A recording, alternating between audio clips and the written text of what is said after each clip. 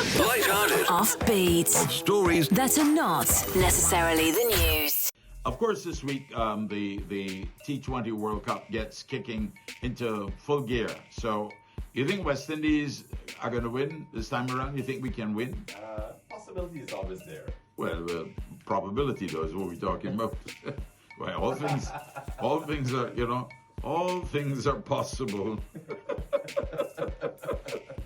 Yes, we know it's possible. It's possible for you and I to fly to the moon too as well, Chris. What is the probability? 0. All right, now I won't put it as bad as 0. You never know, And if the universe boss, as he calls himself, kicks into gear, who knows? Maybe he'll shut up the critics and so on. All right, big story out today, of course. John King, that caught me off guard, not coming back into politics, into the elective arena.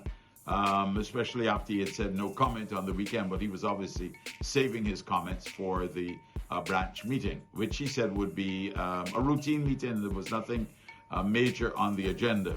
Well, I don't know if it could have been anything more major than that announcement, but he was playing coy, and that's reasonable. I don't see anything wrong with that. If you want to wait and therefore not allow anybody to preempt you, I think that's perfectly reasonable.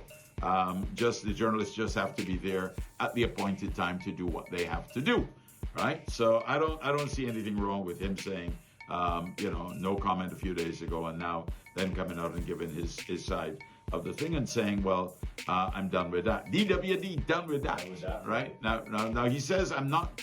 Now it's interesting because he says he's not done with public life and not done with St. Philip West. He still has a lot he says he wants to do, but he just feels that he can do it differently, all right? And in a different way. That's also true too as well. You don't have to be in Parliament to contribute to national development and so on, all right? So he would be a one-term member of Parliament who won by a massive majority and chose not to come back. Is there a precedent for that? Well, I can think of a few one-terms, but not where they bowed out.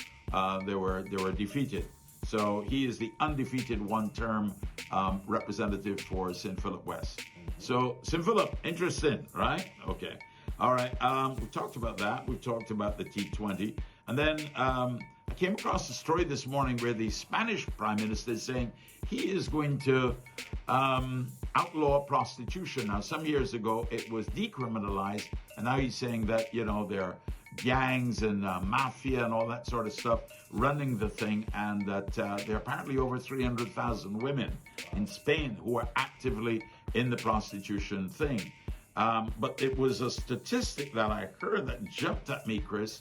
It said that 1 in 3 Spanish men paid for sex.